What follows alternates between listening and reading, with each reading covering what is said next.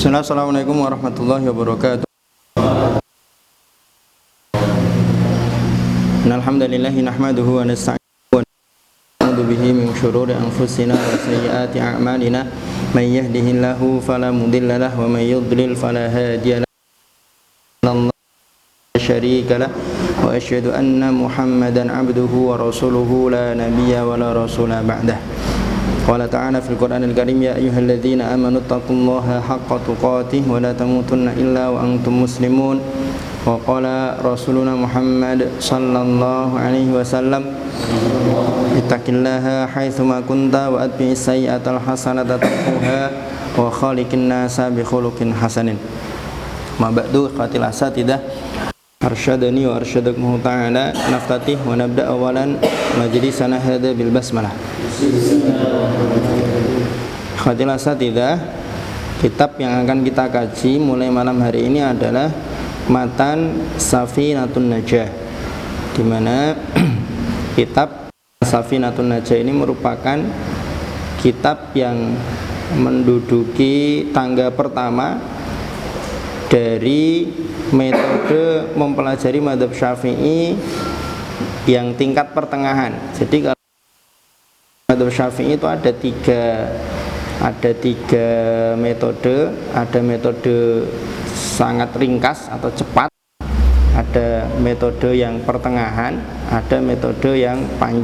Kalau panjang nanti melalui kalau tangga yang tengah ini dimulai dari matan Safinatun Najah.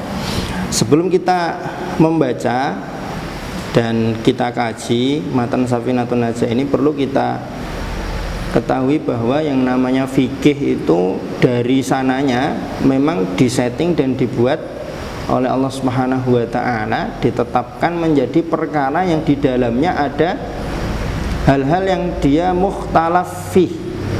Mukhtalaf fih itu artinya apa? Ya, perkara-perkara yang memang di situ ada perbedaan pendapat. Ada perbedaan pendapat. Tidak mungkin dia hanya satu pendapat dalam satu perkara. Itu yang namanya fikih. Selain daripada itu, dalam fikih juga ada hal-hal yang dia mujma' alaih, hal-hal yang disepakati. Jadi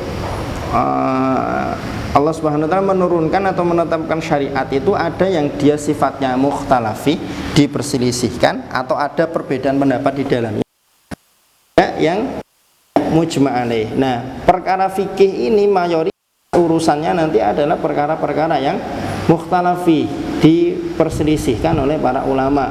Ada beberapa perkara yang di situ nanti para ulama berbeda pendapat. Lah, bagaimana sikap dan kaidah Islam kaitannya dengan perkara-perkara yang di situ ada perbedaan pendapat? Tentu dalam hal-hal yang beragam, maka kita diharuskan untuk toleran. Berbeda dengan perkara-perkara yang mujma' alaih, yang disepakati. Kalau perkara-perkara yang mujma' alaih, maka sikap kita sebagai umat Islam adalah harus seragam. Jadi perkara fikih kita beragam, perkara yang ijma' kita seragam. Jangan dibolak-balik. Perkara yang harusnya dari sana itu kita seragam, hukum LGBT misalkan, itu sudah mutlak hukumnya haram. Tidak mungkin ada perbedaan pendapat di situ. Kalau ada yang bilang LGBT haram itu kan dulu, karena dulu populasi manusia masih sedikit, makanya tidak boleh LGBT, dalam rangka supaya manusia ini berkembang biak banyak. Hari ini kan enggak, manusia sudah banyak miliaran, maka boleh LGBT itu. Nah, itu menyelisihi kaidah yang sudah disepakati oleh para ulama. Nah, ikhwatil asatidah, karena di negara kita mayoritas menggunakan madhab Syafi'i, ya terlepas dari ada yang mengaku madhab Syafi'i tapi tidak konsekuen terhadap madhab Syafi'i, dan itu kalau dengan kami pribadi lebih afdal, lebih mulia daripada mereka yang menyatakan diri tidak bermadhab sama sekali, kemudian ibadahnya yang tidak jelas, kemudian menganut siapa juga tidak jelas. Khatilah asatidah rahimakumullah. Jadi itu sebagai prolog yang perlu untuk kita ketahui. Jadi kalau misalkan nanti dari apa yang kita baca kok ternyata berbeda dari yang biasa kita amalkan, ya berarti barangkali yang kita amalkan itu bukan mazhab Syafi'i, kan seperti itu. Jelas tidak? Kita mulai, kita buka dari halaman 15. Di kitabnya halaman 15. Di awal-awal itu di muqaddimah ada tarjamah beliau, ada terkait dengan matan. Nanti bisa para asatid baca sendiri. Qala al-mu'allif rahimahullahu rahmatan wasi'atan wa ghafara lahu wa liwalidayhi wa limasyayikhihi wa limasyayikhi masyayikhihi wa nafa'ana bi'ulumihi fid dunya wal akhirah. Bismillahirrahmanirrahim. Beliau memulai dengan basmalah tentu karena mengikuti Al-Qur'an. Iktidaan bil Qur'an, Al-Qur'an diawali dengan basmalah. Selain daripada itu, Rasulullah SAW juga bersabda, kullu amrin dibalin la yubda'u bi bismillahirrahmanirrahim fahuwa aqta' fahuwa abtar fahuwa ajzam. Ada 3 riwayat. Aqta' itu terputus, abtar itu terputus tapi terputus ekornya. Kalau aqta itu terputus tangannya. Kalau ajdam itu orang yang punya penyakit kulit. Artinya apa? Setiap urusan yang di situ ada hal-hal yang diperhatikan oleh syariat, maka disunnahkan untuk memulainya dengan basmalah. Disunnahkan untuk mulai dengan basmalah. Kaitannya dengan basmalah sendiri ada 5 hukum. Yang pertama wajib. Kapan kita wajib baca basmalah? Di dalam sholat. Di dalam sholat, surat Al-Fatihah itu wajib membaca basmalah. Tentu karena basmalah merupakan bagian dari surat Al-Fatihah. Ada juga basmalah tapi hukumnya haram. Kapan? Ketika memulai perbuatan yang secara zat perbuatan itu haram. Minum khamar, basmalah dulu. Mau chattingan sama lawan jenis, bismillahirrahmanirrahim. Niat ingsun chattingan ben dadi bojo, nah itu tidak boleh, haram. Karena dari sejak awal zatnya sendiri sudah haram. Mau gosok sandal, bismillah, gosok sandal, nah itu juga haram hukumnya. Kemudian ada juga basmalah hukumnya sunnah. Hukumnya sunnah seperti yang kita jelaskan tadi, menulis kitab, ngaji dan lain sebagainya. Hal-hal yang di situ ada urusan atau perkara yang diperhatikan oleh syariat. Ada juga membaca basmalah tapi hukumnya makruh. Seperti misalkan melihat sesuatu yang makruh untuk dilihat. Apa itu? Amrod misalkan. Melihat amrod itu kan ada mengatakan hukumnya makruh. Nah, itu kalau bismillah dulu hukumnya makruh. Kemudian ada juga basmalah yang hukumnya mubah. Kapan itu? Ya, perkara-perkara yang mubah. Misalkan ngangkat barang dipindahkan ke tempat yang lain, itu kan sifatnya mubah. Kalau dimulai dengan basmalah maka hukumnya mubah. Alhamdulillahirabbil alamin. Segala puji hanya milik Allah, Rabb semesta alam. Alhamdulillah di sini adalah pujian yang sifatnya ikhtiari. Karena yang namanya pujian, seseorang memuji itu mesti antara 2, ikhtiari atau ittirori. Ikhtiari itu apa? Kita tidak terpaksa untuk memuji, tapi memang kita memilih untuk memuji. Beda misalkan seperti kita melihat sebuah bunga yang elok sekali, indah sekali, kemudian kita menyanjung, kita memuji bunga itu, namanya pujian ittirori. Kenapa? Karena mau tidak mau kita muji, karena memang zatnya dia indah, elok, kan gitu. Nah, kalau dalam bahasa Arab memuji yang karena ittiror itu namanya al-madhu. Kalau alhamdu mesti di situ adalah asana yang sifatnya dia ikhtiari. Ya memang pilihan kita sendiri untuk memuji Allah Subhanahu wa taala.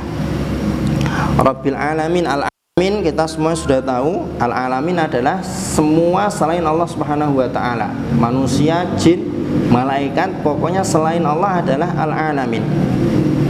Wa bihi nasta'inu ala umurid dunya waddin. Kepadanya kita atau kami memohon pertolongan terhadap urusan-urusan dunia dan urusan-urusan agama.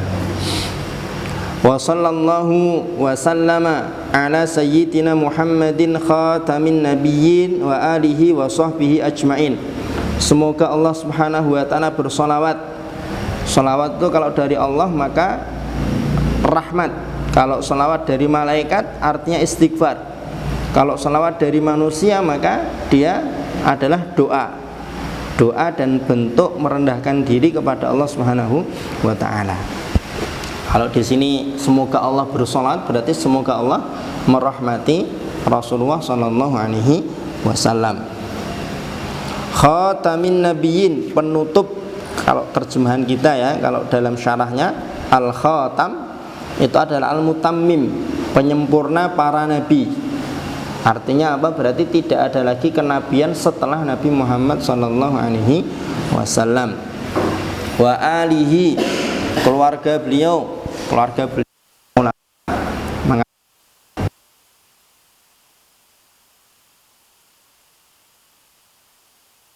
wa sahbihi, para sahabat beliau. Sahabat adalah orang-orang hidup bertemu dengan Nabi, beriman kepada beliau, meninggal dalam keadaan beriman. Meninggal dalam keadaan beriman itu sahabat. Kalau tabi'in nanti berarti tinggal orang-orang yang hidup bertemu bersama dengan para sahabat, beriman kepada Rasulullah atau Islam atau mukmin, meninggal dalam kondisi iman. Begitu seterusnya nanti sampai atba' tabi'in. Jumlah para sahabat ketika Rasulullah wafat ada yang mengatakan 124.000 menurut versinya atau riwayatnya Abu Zur'ah. Kalau menurut versinya Imam Ar-Rafi'i ada 60.000. Ada 60.000. Sahabat yang paling terakhir wafat meninggal dunia adalah Abu Tufail Amir bin Wasilah Al-Laitsi, meninggal dunia pada tahun 100 Hijriah. 100 Hijriah. Wa sahbihi ajmain, seluruh sahabat beliau. Wala haula wala quwwata illa billahil aliyyil azim.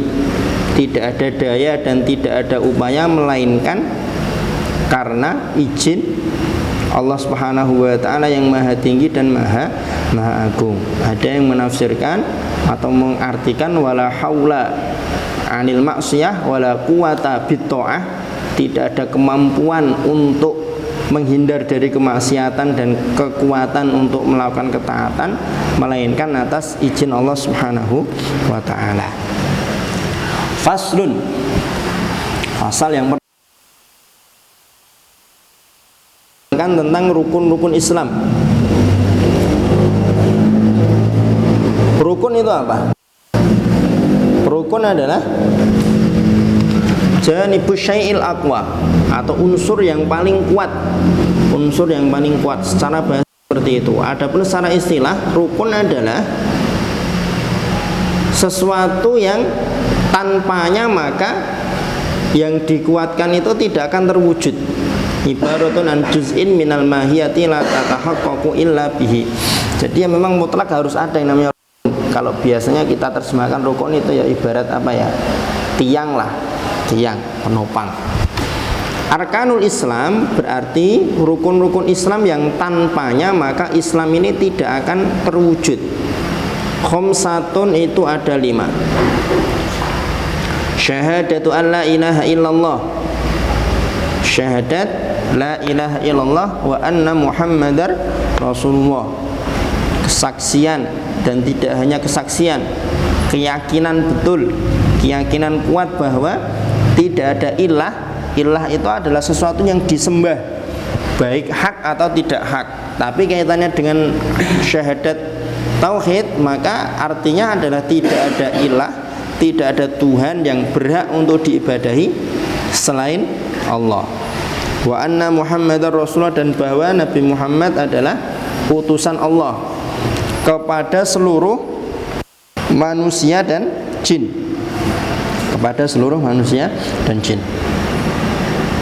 Itu rukun Islam yang pertama. Rukun Islam yang kedua, wa iqamus shalah, Iqam bimana al-mulazamah wal istimrar. Artinya iqamus shalah berarti senantiasa mengerjakan sholat secara berkesinambungan terus-menerus tanpa terputus, lengkap dengan rukun dan syarat-syaratnya. Sholat sendiri artinya apa sholat? Secara bahasa bimana doa, baik doanya itu kebaikan atau keburukan, atau dalam versi yang lain ada yang menyebutkan ad-du'a'u fil khair, doa kebaikan. Secara istilah sholat adalah aqwal wa af'al muftatahatun bit takbir muhtatamatun bis salam. Ucapan-ucapan atau perbuatan-perbuatan yang dibuka dengan takbir, diakhiri atau ditutup dengan salam. Ghaliban secara umum seperti itu.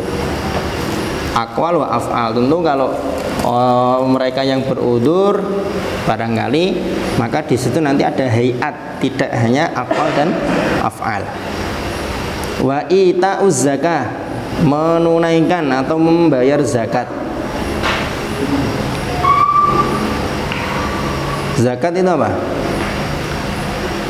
Bagian khusus dari harta khusus yang dikeluarkan dengan cara khusus, serba khusus pokoknya.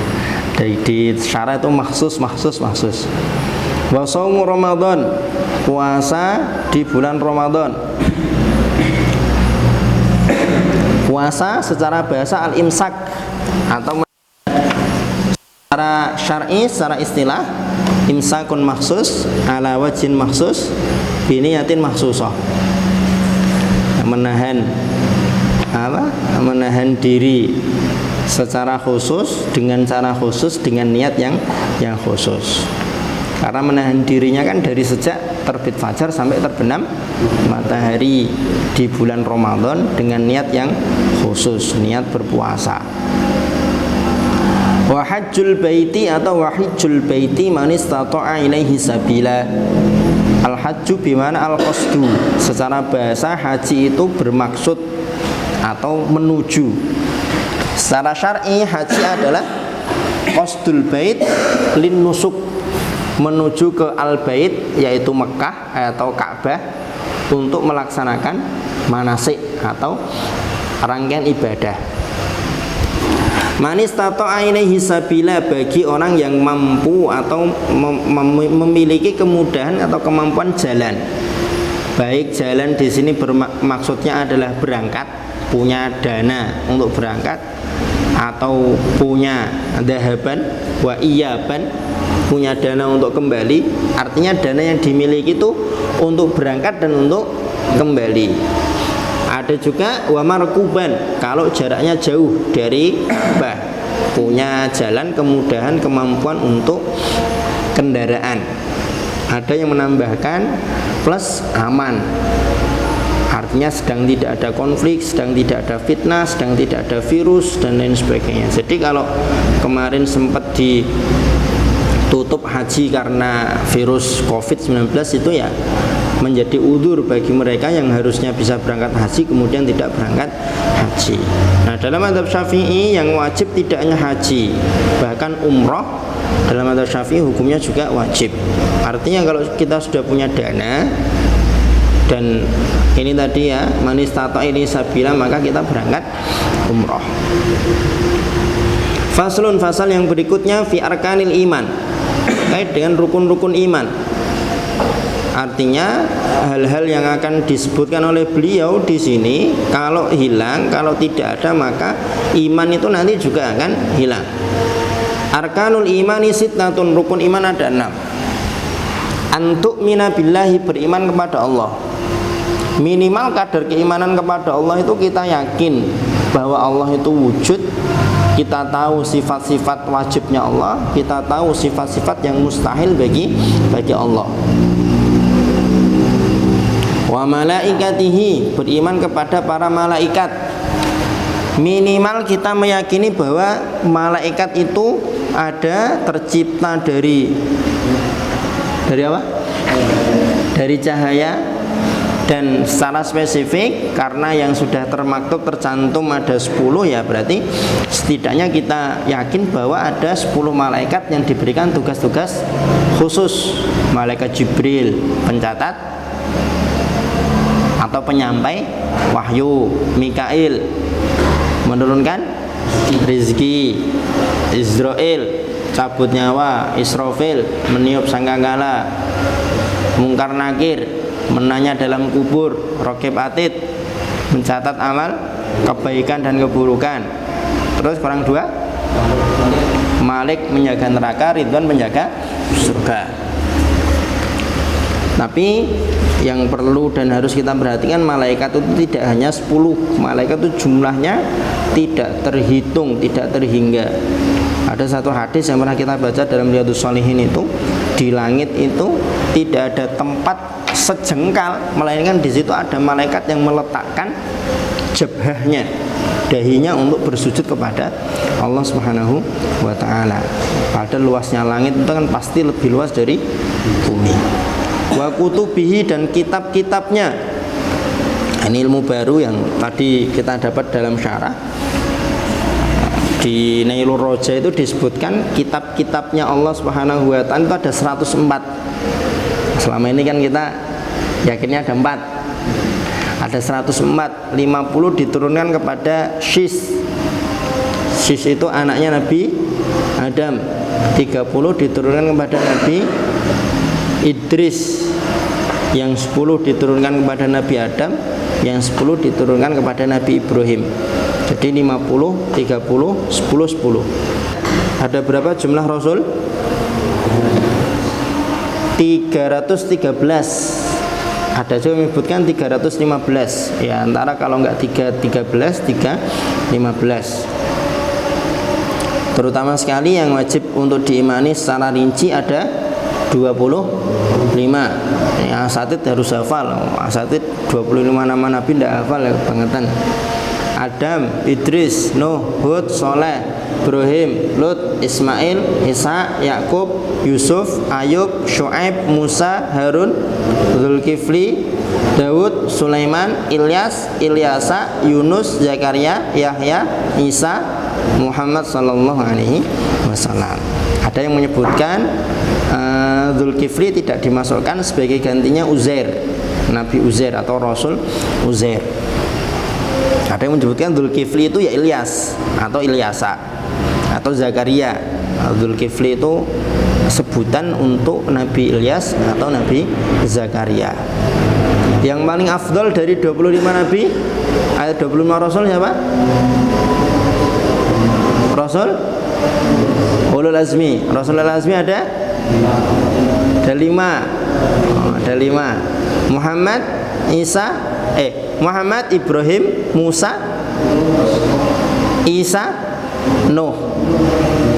Dan itu sudah sesuai dengan urutan keafdoliyahannya. Muhammad, Ibrahim, Musa, Isa, Nuh. Yang paling afdal dari 5 Rasul Ulul Azmi, pertama Muhammad, Ibrahim, Musa, Isa, Nuh. Kalau disingkat pakai huruf depannya mudah sekali dihafal. Mimin. Mimin. Muhammad, Ibrahim, Musa, Isa, Nuh. Mimin. Setidaknya kalau kita tidak hafal sejarah atau cerita para rasul, para nabi, setidaknya kita hafal nama-namanya plus yang 5 ulul azmi. 5 ulul azmi. Syukur-syukur kalau kita paham, ngerti, oh Nabi Hud kaumnya Ad, mereka dosanya apa, diazab pakai apa. Nabi Soleh kaumnya namanya Samud, dosanya apa, diazab pakai apa. Hal kayak gitu nanti bisa untuk selingan cerita kepada para siswa. Asatid mitis kan bisa nanti ketika murid-murid sudah mulai agak ngantuk, mulai jenuh, bosan, ayo kamu tahu nggak, ada loh dulu itu umatnya salah seorang rasul yang diazab pakai angin. Angin itu bertiup selama 7 hari 8 malam. Bayangkan.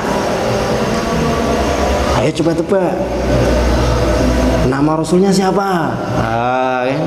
Rasulnya ini punya mukjizat seekor onta lahir dari batu. Bisa. Atau untuk kalau asatid STTP barangkali bisa buat cerita pengantar tidur kan. Ada nggak cerita pengantar tidur kita? Nah, enggak ada ya.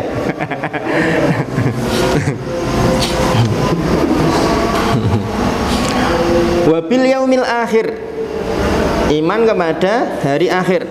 Al yaumul akhir, al yaumul akhir al yaumul akhir adalah minal maut ila akhiri ma yaqa'u yaumal qiyamah.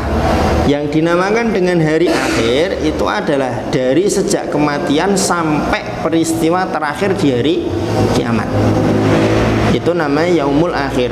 Maka kurang tepat sebenarnya kalau disebut dengan iman kepada hari kiamat. Yang lebih tepat itu hari akhir. Kalau hari kiamat ya imannya hanya kepada hari kiamat saja. Kalau hari akhir dari sejak azab kubur, nikmat kubur sampai nanti segala peristiwa yang terjadi di hari kiamat. Kemudian yang terakhir yang keenam adalah wabil qadari khairihi wa syarrihi minallahi ta'ala. Iman kepada qadar atau bahasa kita biasanya kita sebut dengan takdir. Baik takdir itu baik atau takdirnya buruk.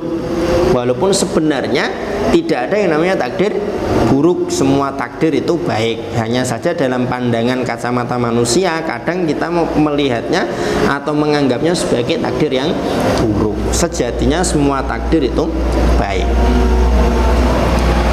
Faslun fi makna kalimat tauhid, menjelaskan tentang makna kalimat tauhid. Wa makna la ilaha illallah la ma'budu bihaqqin fil wujudi illallah. Kenapa diberi penekanan di sini oleh muallif? Karena agar tidak diterjemahkan la ilaha illallah itu dengan tidak ada Tuhan selain Allah, supaya penerjemahannya lebih tepat. Tidak ada Tuhan yang berhak disembah, berhak diibadahi selain Allah.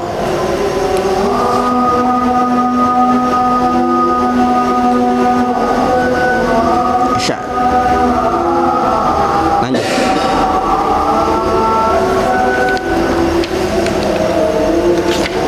Tambah 2 fasal dikit. Faslun fi alamatil bulugh. Fasal menjelaskan tentang tanda-tanda balik. Alamat itu apa? Alamat itu adalah ma yalzamu min wujudihi al-wujud wa la yalzamu min adamihi al-adam. Alamat itu kalau dia ada berarti yang dijadikan atau ditandai di alamat itu ada. Tapi kalau alamat ini tidak ada, bukan berarti yang dijadikan sebagai di alamat itu tidak ada. Kalau kalimatnya alamatul bulugh, tanda-tanda kebalikan atau tanda-tanda balik, ketika tanda ini ada berarti baliknya ada. Tapi ketika tanda ini tidak ada, bisa jadi baliknya tidak ada. Paham maksudnya? Ketika tandanya ada, maka pasti baliknya ada. Ketika salah satu tandanya ini tidak ada, bisa jadi baliknya ini ada karena ada tanda yang lain. Ma yalzamu min wujudihi al-wujud wa la yalzamu min adamihi al-adam. Alamatul bulughi salasun, alamat balik ada 3. Tamamu khamsa asyrata sanatan fi dzakari wal unsa. Sempurna 15 tahun Komariah, jelas bukan Hijriyah. Komariah bukan Miladiyah. Komariah Hijriyah sama ya. Hijriyah bukan Miladiyah. Sempurna 15 tahun pada laki-laki dan perempuan. Kalau seorang laki-laki sudah 15 tahun maka dia sudah balik. Kalau perempuan sudah 15 tahun maka dia sudah balik. Kalau belum 15 tahun gimana Tat? Apakah dia pasti belum balik? Belum pasti. Dilihat tanda yang lain. Ada nggak tanda yang lain? Wal ihtilamu fi dzakari wal unsa litis'i sinina. Ihtilam pada laki-laki dan perempuan ketika usianya sudah 9 tahun. Walaupun belum 15 tahun, kalau dia sudah 9 tahun dan dia sudah ihtilam, maka dia sudah balik. 9 tahun ya minimal ya. Jadi kalau baru 7 tahun, 8 tahun sudah ihtilam, maka belum dianggap balik. Wal haidu fil unsa litis'i sinina. Haid pada perempuan ketika usianya minimal sudah 9 tahun. Haid itu apa? Wah, kita cowok otat ngapain kita tahu haid? Loh, tapi kan bisa jadi nanti kita ngajar siswi-siswi, atau bisa jadi nggak bisa jadi ya, nanti kita kan akan menikahi seorang perempuan, bisa jadi punya anak perempuan, jadi harus tahu kaitannya dengan haid. Haid itu darah yang keluar dari ujung rahim seorang perempuan dalam kondisi sehat dan normal, dalam kondisi sehat dan normal, dengan durasi tertentu, dengan durasi tertentu. Jadi kalau keluarnya itu bukan dalam kondisi sehat alias karena sakit, maka bukan darah haid, bukan darah haid. Nanti kaitannya dengan haid ada beberapa hukum yang lain yang akan kita pelajari insyaallah di matan berikutnya. Jadi ini tanda-tanda balik. Jadi jangan bingung nanti kalau ditanya murid-muridmu udah pada balik apa belum, ya tinggal dicek aja ini salah satu tandanya sudah ada apa belum. Kalau salah satu tandanya sudah ada berarti dia sudah balik, kan gitu. Maksudnya apa? Kalau ada siswi yang sudah balik, hati-hati, jaga jarak, karena secara umum kalau perempuan itu sudah balik maka dia sudah tustaha. Secara umum dia sudah tustaha, artinya apa? Menimbulkan syahwat, menimbulkan syahwat. Seperti itu. Faslun, kita tambah satu ya. Syurutu ijza'il hajari fil istinja. Syarat-syarat diperbolehkannya atau dianggap sahnya batu untuk digunakan dalam istinja. Istinja alias cebok secara syar'i pengertiannya adalah menghilangkan najis yang mengotori area keluarnya, menghilangkan najis yang mengotori area keluarnya. Jadi bukan menghilangkan bekasnya, bukan, menghilangkan najisnya. Urutan yang paling afdol kaitannya dengan istinja adalah menggunakan batu dan air. Batu dan air, pakai batu dulu baru air. Kalau mau mencukupkan salah satu dari keduanya maka paling afdal adalah air. Kenapa pakai air? Karena air itu menghilangkan ainun najasah dan asarun najasah. Benda najisnya hilang, bekasnya juga hilang. Tapi kalau batu atau pengganti batu biasanya hanya menghilangkan ainun najasahnya, bekasnya masih. Berarti masih najis, Tad. Secara fikih hukumnya masih najis tapi ma'fu. Jadi ketika sudah istinja pakai hajar 3 kali kok masih ada tersisa di situ, tapi kan sisanya nggak gede, saya kan kecil, dia tetap najis tapi ma'fu. Ketika kita memilih istinja menggunakan batu, maka harus memenuhi 8 syarat berikut. Syurutu ijza'il hajari tsamaniyatun. Boleh kita istinja hanya menggunakan batu dengan memenuhi 8 syarat. Ayakuna bi salasati ahjarin, menggunakan 3 batu, atau 1 batu tapi menggunakan 3 sisi, itu tidak masalah. Wa ayyung qiyal mahalla, yang kedua adalah membersihkan mahal, tempat keluarnya atau tempat najisnya. Kalau si batu atau pengganti batu tidak bisa membersihkan tempat keluarnya itu, maka tidak bisa atau tidak sah istinjanya. Wa alla yajifan najasu, najisnya tidak kering. Kalau sudah kering tidak bisa lagi istinja pakai batu. Standar keringnya gimana? Keringnya sampai tidak bisa dicopot atau dilepas menggunakan batu. Udah betul-betul atos. Wala yantakila, tidak berpindah si najisnya. Al-mahal tadi menyucikan atau membersihkan mahal. Mahal itu berarti ada 3 ya. Kalau laki-laki berarti hasyafah. Hasyafah itu apa? Kepala kemaluan, ra'sud zakar. Ya nggak usah pakai kalimat helm ya, nanti salah sangka nanti helm nanti saya mau pulang antum tanya Ustaz nggak pakai hasyafah Ustaz. Yang kedua halqatud dubur. Halqatud dubur itu bagian dubur yang ketika kita berdiri dia mingkup. Paham ya? Ketika orang BAB, posisi BAB kan dia terbuka, ketika berdiri dia mingkup, itu namanya halqatud dubur. Kemudian yang ketiga adalah farjinya perempuan. Farjinya perempuan itu bagian yang ketika dia buang air kecil terbuka, ketika dia berdiri tertutup. Itu mahal, maksudnya mahal. Sampai ke 1, 2, 3, 4 yang nakira tidak berpindah. Wala yatara'a alaihi akhar, tidak ditambah atau tidak bercampur dengan yang lain. Hatta meskipun bercampurnya dengan air. Kita mau istinja pakai hajar, tapi belum kita nemu hajar sudah kena air, maka tidak bisa lagi istinja pakai hajar, harus pakai air.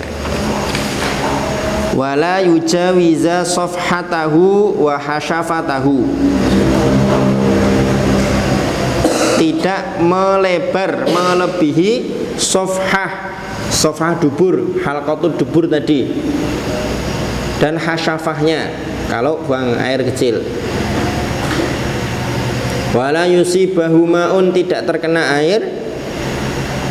Wa antakunal ahjaru tahiratan, hendaknya batu-batu yang digunakan atau pengganti batu yang dipakai untuk istinja itu adalah suci. Kalau ada orang yang BAB tapi mencret, boleh nggak dia istinja pakai hajar? Boleh nggak? Kenapa nggak boleh? Apa? Enggak, kan dia murni. Bukan karena itu. Kalau alasannya karena itu berarti tidak tepat. Nah, melebar melebihi dari safhahnya, melebihi safhahnya. Kecuali kalau mencretnya teratur dan disiplin.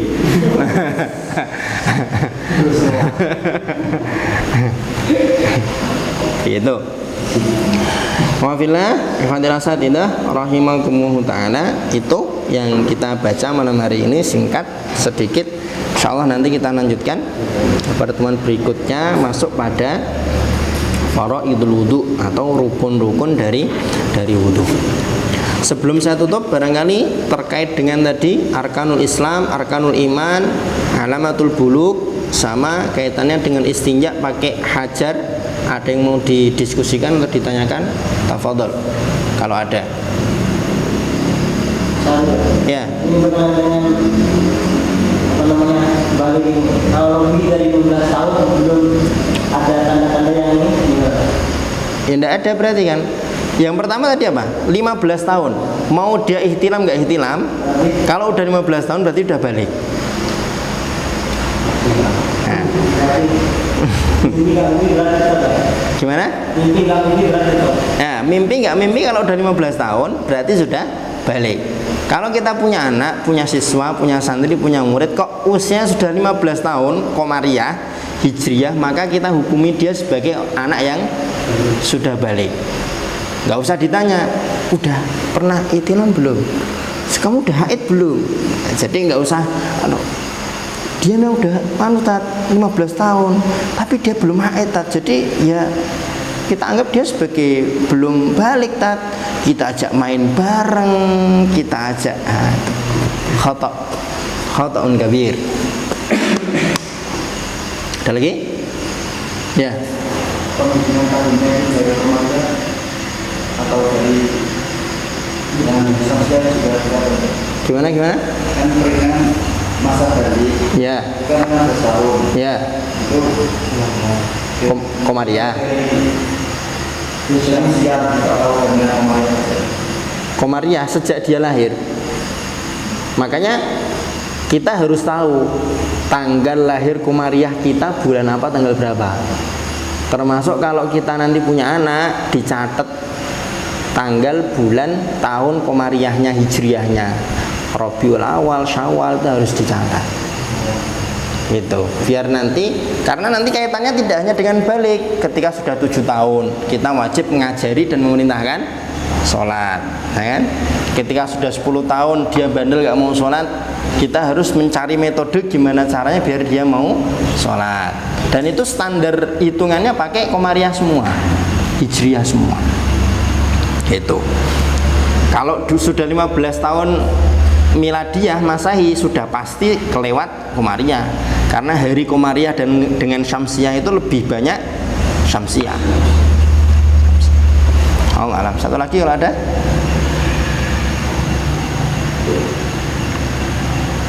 Mafi? Kalau tidak ada, kita cukupkan majelis kita malam hari ini. InsyaAllah kita lanjutkan di pertemuan yang akan datang. Kita doakan orang tua kita agar diberikan kesehatan oleh Allah Subhanahu wa taala, istiqomah di atas jalan yang benar, wafat dalam Islam dan iman. Kita doakan para ustadz kita, para masyayikh kita, para ulama kaum muslimin agar seluruhnya diberikan rahmat oleh Allah Subhanahu wa taala, dimasukkan ke dalam surga dan kita dikumpulkan dengan beliau-beliau. Allahumma amin. Kita tutup dengan doa kafaratul majlis. Subhanakallahumma wa bihamdika asyhadu an la ilaha illa anta.